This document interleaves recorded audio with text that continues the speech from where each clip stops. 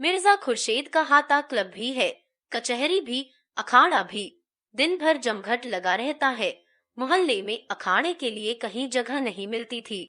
मिर्जा ने एक छत पर डलवा कर अखाड़ा बनावा दिया है। वहाँ नित्य 150 लड़िंते आ जुटते हैं। मिर्जा जी भी उनके साथ जोर करते हैं। मोहल्ले की पंचायतें भी यही होती हैं। मियाँ बीबी और सास बहू और भाई भाई के झगड़े टंटे यही चुकाए जाते हैं। मोहल्ले के सामाजिक जीवन का यही केंद्र है और राजनीतिक आंदोलन का भी आए दिन सभाएं होती रहती हैं। यही स्वयंसेवक टिकते हैं, यही उनके प्रोग्राम बनते हैं, यही से नगर का राजनीतिक संचालन होता है। पिछले जलसे में मालती नगर कांग्रेस कमेटी की सभानेत्री चुन ली गई है। तब से इस स्थान की रौनक और भी बढ़ गई है। गोबर को यहाँ रहते साल भर हो गया। अब वह सीधा साधा ग्रामीण युवक नहीं है। उसने बहुत कुछ दुनिया देख ली और संसार का रंग ढंग भी कुछ कुछ समझने लगा है। मूल में वह अब भी देहाती है।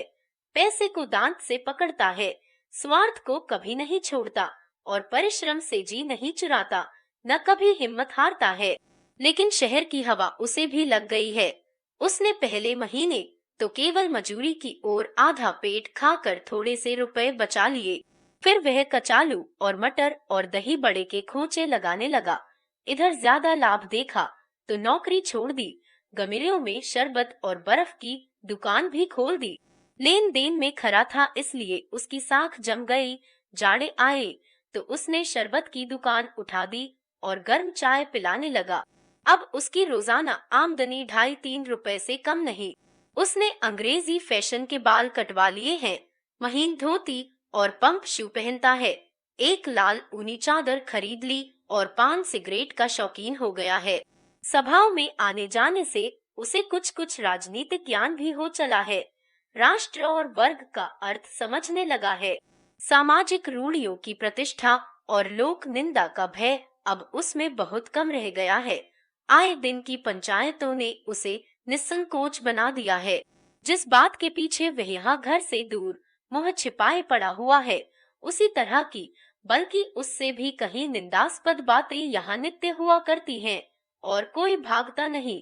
फिर वही क्यों इतना डरे और मुंह चुराए इतने दिनों में उसने एक पैसा भी घर नहीं भेजा। वह माता पिता को रुपए पैसे के मामले में इतना चतुर नहीं समझता। वे लोग तो रुपए पाते ही आकाश में उड़ने लगेंगे। दादा को तुरंत गया करने की और अम्मा को गहने बनवाने की धुन सवार हो जाएगी। ऐसे व्यर्थ के कामों के लिए उसके पास रुपए नहीं हैं। अब वह छोटा मोटा महाजन है। पड़ोस के एकेवालों, गाड़ीवानों और धोबियों को सूद पर रुपए उधार देता है। इस 10-11 महीने में ही उसने अपनी मेहनत और किफायत और पुरुषार्थ से अपना स्थान बना लिया है और अब झुनिया को यही लाकर रखने की बात सोच रहा है।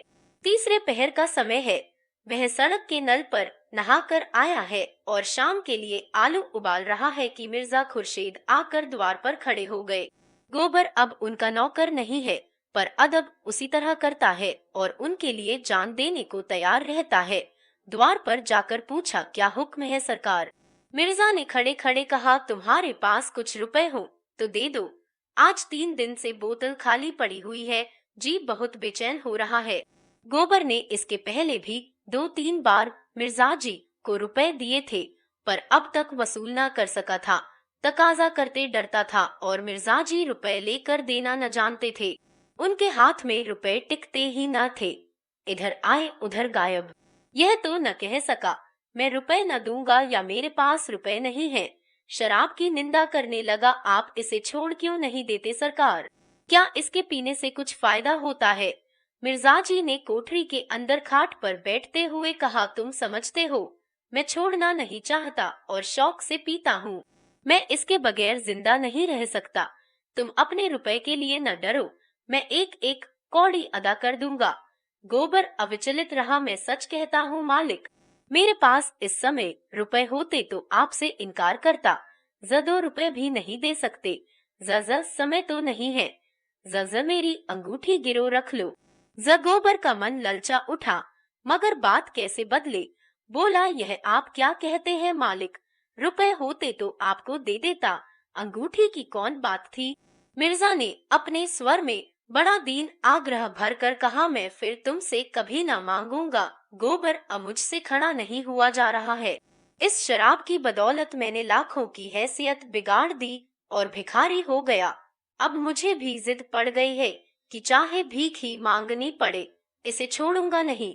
जब गोबर ने अब की बार इनकार किया तो मिर्जा साहब निराश होकर चले गए। शहर में उनके हजारों मिलने वाले थे, कितने ही उनकी बदौलत बन गए थे, कितनों ही को गाड़े समय पर मदद की थी, पर ऐसे से वह मिलना भी न पसंद करते थे। उन्हें ऐसे हजारों लटके मालूम थे जिससे वह समय समय पर रुपयों के ढेर लगा देते थे, पर पैसे की उनकी निगाह में कोई कद्र न थी। उनके हाथ में रुपए जैसे काटते थे, किसी न किसी बहाने उड़ाकर ही उनका चित्त शांत होता था। गोबर आलू छीलने लगा।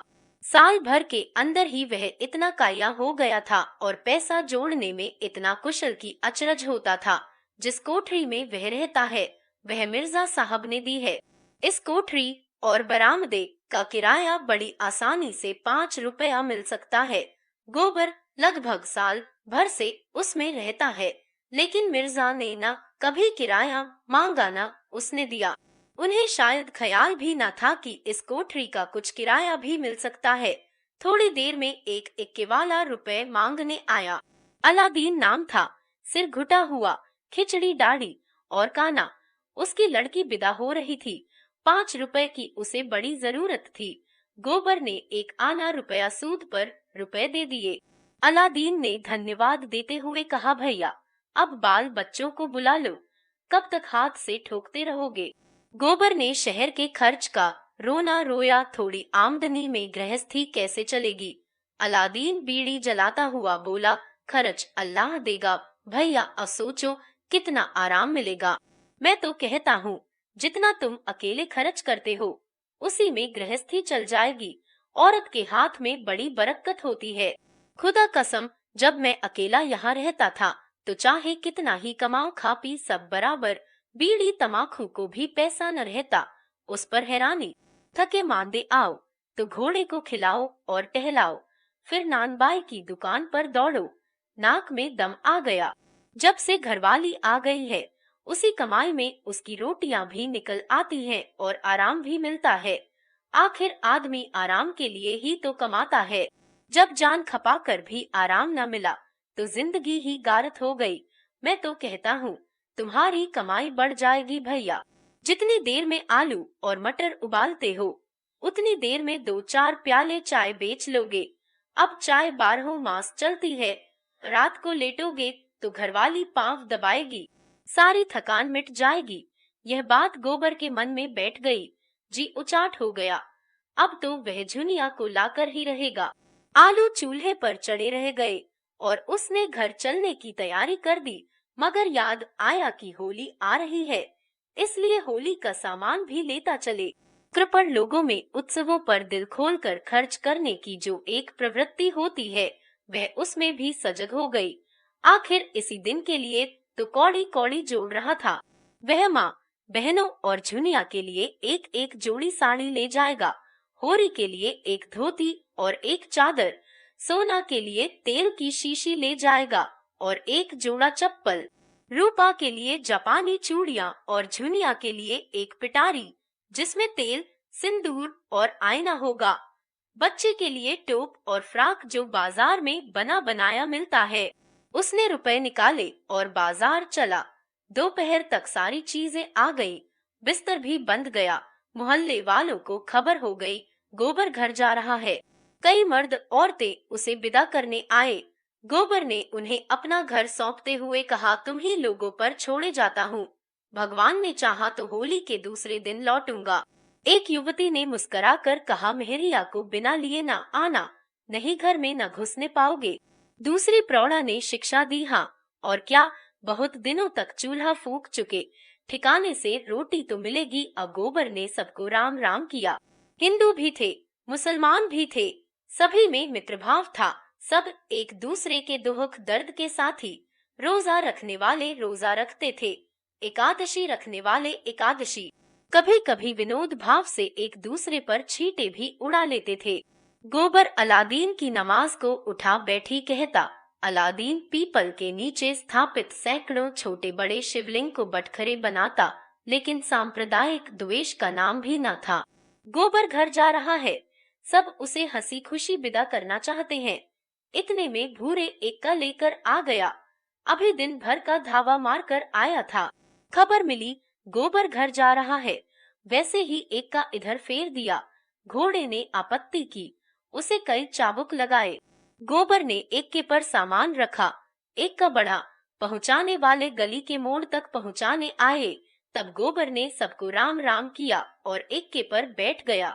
सड़क पर एक्का सरपट दौड़ा जा रहा था। गोबर घर जाने की खुशी में मस्त था। भूरे उसे घर पहुंचाने की खुशी में मस्त था। और घोड़ा था पानीदार, घोड़ा चला जा रहा था। बात की बात में स्टेशन आ गया। गोबर ने प्रसन्न होकर 1 रुपया कमरे से निकालकर भूरे की तरफ बढ़ाकर कहा, लो, घरवाली के लिए मिठाई लेते जाना। भूरे ने कृतज्ञता भरे तिरस्कार से उसकी ओर देखा। तुम मुझे गैर समझते हो भैया, एक दिन जरा एक्के पर बैठ गए तो मैं तुमसे इनाम लूंगा। जहाँ तुम्हारा पसीना गिरे वहाँ खून गिराने को तैयार हूँ। इतना छोटा दिल नहीं पाया है, और ले भी लूं तो घरवाली मुझे जीता छोड़ेगी।